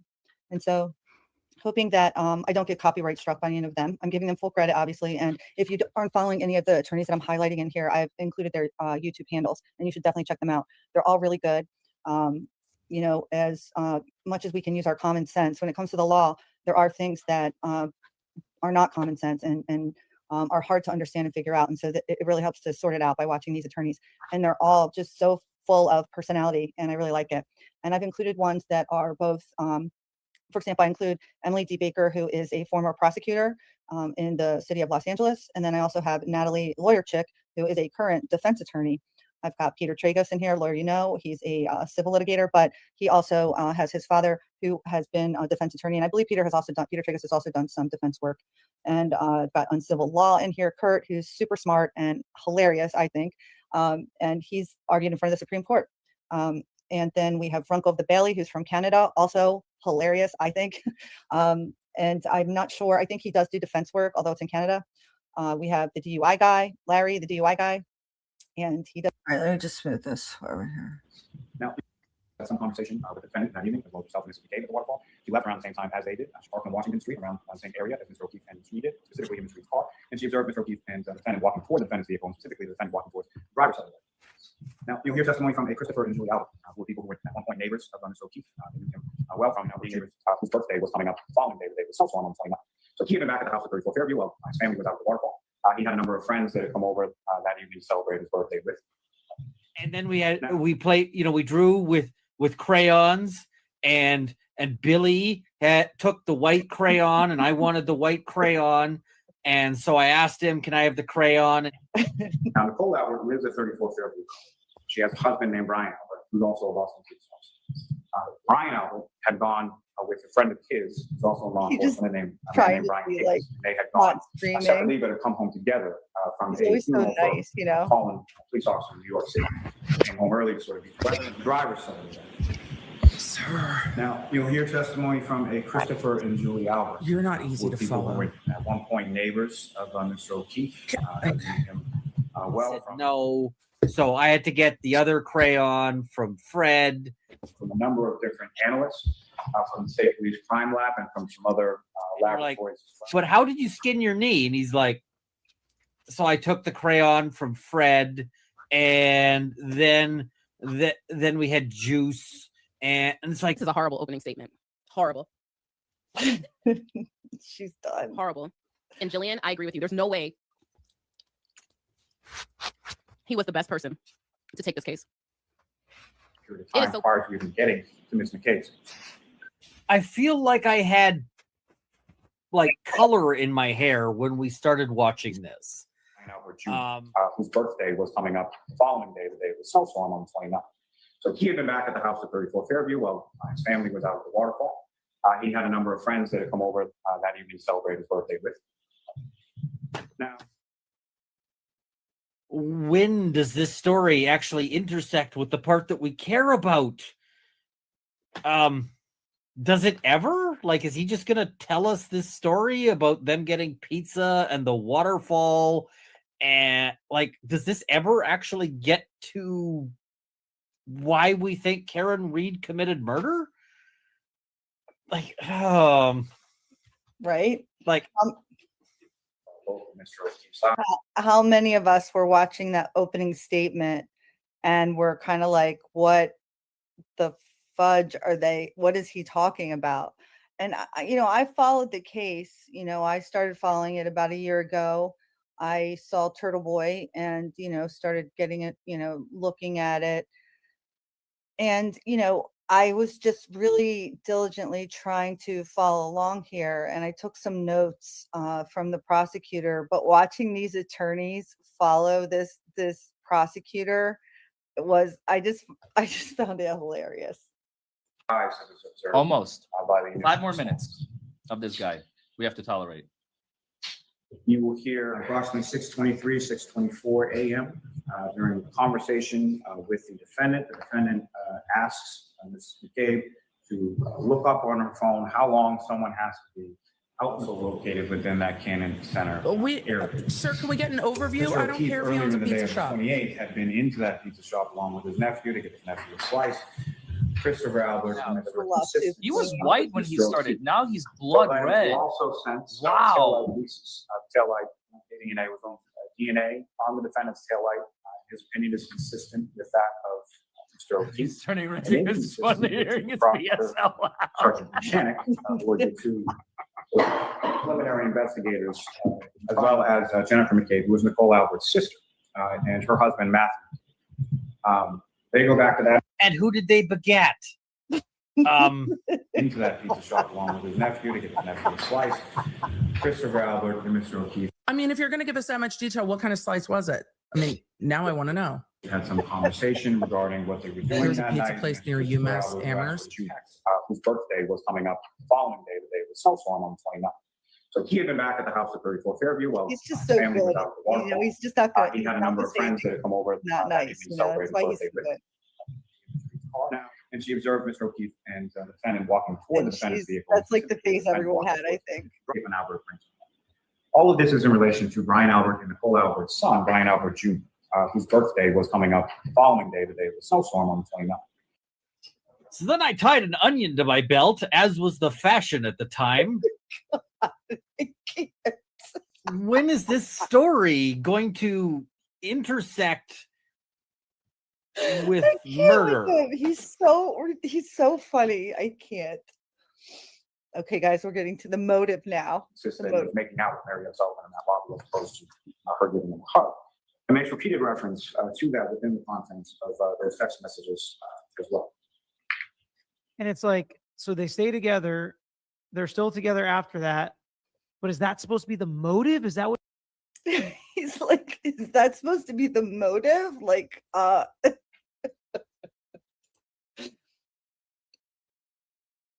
they're getting at? If it is the motive, if the motive is jealousy, or she found something, or she didn't want him to leave, and she was so mad because he was flirting again that night, connect the dots and tell me why that is the motive. Connect the right? dots.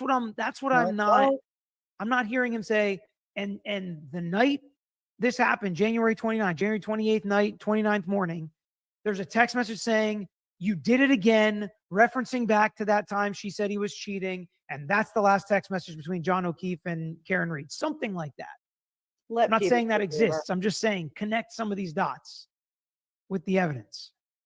Now, you'll hear testimony from a number of different other individuals, and Michael Trotter, as opposed to her giving him a hug. It makes repeated reference to that within the contents of those text messages as well. Oh my God, that could have been 2 minutes. You will hear that on a trip to Aruba, Okay, hold on one she second. accused him of cheating, and she was very upset. You will hear witnesses testify that they had a 20-minute screaming match. Move on. Okay, so sorry. All right, so I'm going to play this for you. I'm only going to play a little bit though. I think you should go and watch it on Turtle Boy's, channel, but I'm going to just show you a little bit. Yeah. Yeah, it's really fun. It's really fun. All right, here. So check this out. Hold on.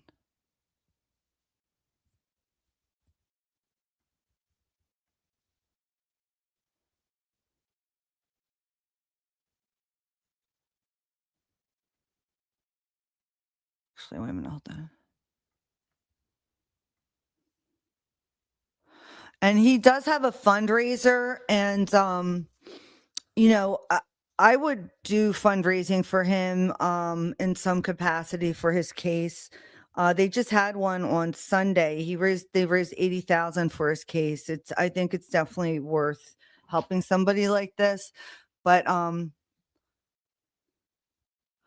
let me just give you a little introduction in case you don't know who he is. My name is Aiden Carney, and I'm the founder of Turtle Boy Daily News. For the last 2 years, I've been reporting on the murder of John O'Keefe and the prosecution of Karen Reed. In doing so, I've exposed unprecedented amounts of corruption in the Massachusetts State Police and the Norfolk County District Attorney's Office. As a result of my relentless journalism and activism, this case has gotten more attention than any murder case since O.J. Simpson. Millions of people now know that Karen Read was framed and that the people who murdered John O'Keefe were protected by their friends and family in law enforcement. This has led to widespread outrage and demonstrations outside the courthouse and in the streets across the country. Because of the damaging effect that my reporting and protesting has had on the Commonwealth's case and reputation, I was arrested by the same police I've been exposing and charged with 16 counts of felony witness intimidation, conspiracy, and picketing. The charges are completely meritless and were designed to get me to stop reporting and stop leading this movement for justice. An overview of my charges can be found in the video linked in the description. When I first started writing about this case, I made a video called Framed, which was a condensed overview of the case at the time.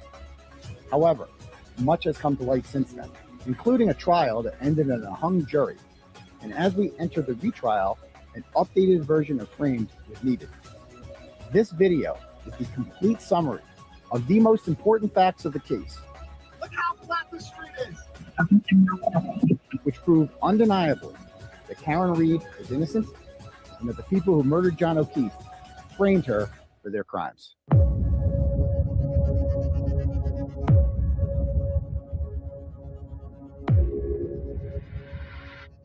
On January 29th, 2020,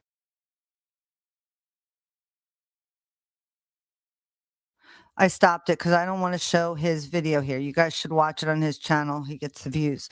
But that was just an intro. And yeah, I think it's a really good story to understand how he got arrested by writing about Karen Read and what they're trying to do to him now and what's going on. So there's just a lot.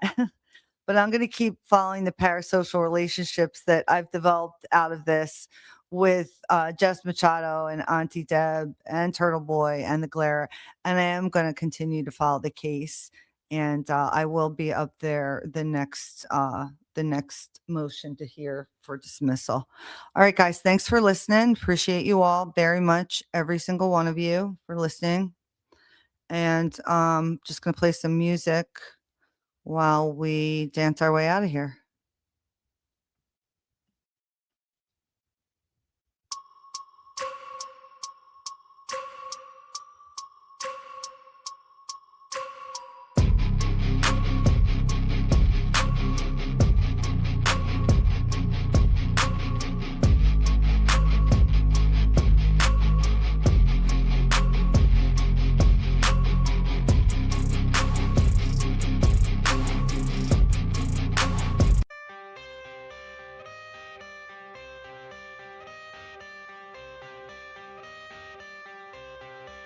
I got the cash in the bag, stadium packed. Born a rock star in this life, gonna live it up on the attack. Baby, I'm bad. I just wanna get caught up in this life. I'm crazy, I'm mad. Doing no cap. Only God wants you, better go live it up. Cash in the bag, stadium packed. Baby, I'm bad. Yeah. Baby, I'm bad.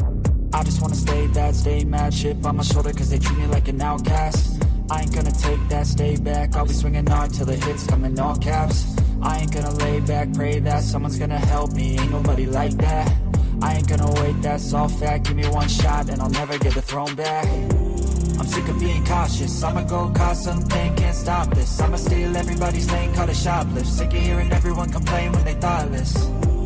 Taste the pain, it's like candy canes. It makes me go change into a better frame, into a better name. Society's insane, we all live for fame, yeah. Cash in the bag, stadium packed. Born a rock star in this life, gonna live it up on the attack. Baby, I'm bad. I just wanna get caught up in this life. I'm crazy, I'm mad. Do it no cap. Only God wants you, better go live it up. Cash in the bag, stadium packed. Baby, I'm bad. Baby, I'm bad. I got the cash in the bag, stadium packed. Born a rock star in this life, gonna live it up on the attack. Baby, I'm bad. I just wanna get caught up in this life. I'm crazy, I'm mad. Do it no cap. Only God wants you, better go live it up. Cash in the bag, stadium packed. Baby, I'm bad. Baby, I'm bad. Cash in the bag, stadium packed. Born a rock star in this life, gonna live it up on the attack. Baby, I'm bad. I just wanna get caught up in this life. I'm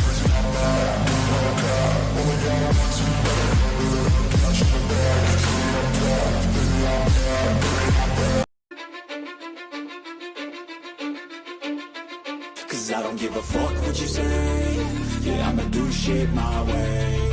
So you can go kick rocks, I'ma stack bricks up, build what I want to make. Yo, I got a lot of shit to say, so I'ma do this every day. I'll be writing things until I'm fucking buried in my grave. 6 feet deep under, but my body won't decay. Cause my messages are timeless, so they'll put them on display. Oh yeah, I rap with a certainty, I have a sense of urgency. A message for eternity, for everyone internally. I had some people burning me, but now they fucking learn to see I ain't the one to fuck with. Now they looking nervously, and I don't really care what you think of me respectfully. You can kick rocks if you think you're fucking better, see. I will outwork you, turn you to an enemy. Hurt you so bad that you're gonna need some therapy. I got the motherfucking recipe. I've been cooking up hits, I'ma leave a legacy. You'll be looking small when you're standing right next to me. I'm 5'10", bitch, but I'm 10 feet next to me. I don't give a fuck what you say. Yeah, I'ma do shit my way. So you can go kick rocks, I'ma stack bricks up, build what I want to make. Cause I don't give a fuck what you say. Yeah, I'ma do shit my way. So you can go kick rocks, I'ma stack bricks up, build what I want to make. Yeah, I'ma do it my way.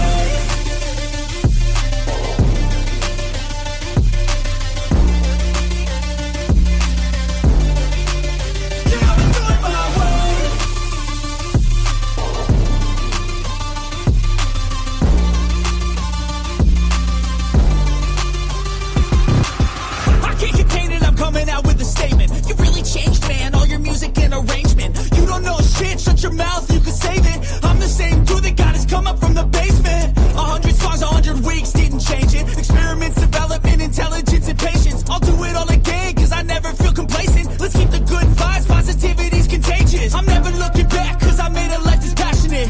A college graduate suppressing all his talents, yeah. He found a way to go and change, become an advocate for taking control of your life. Go out and battle, and you think you have a dream, then act on it. Get after it, get out your head and fucking capture it. You got one life to master it. Don't give up on your future. We all start losers. We're all late bloomers, gotta struggle through the sewer. What you say? Yeah, I'ma do shit my way. So you can go kick rocks, I'ma stack bricks up, build what I want to make. Cause I don't give a fuck what you say.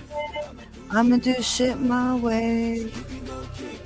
Peace out, guys. Have a blessed rest of your day.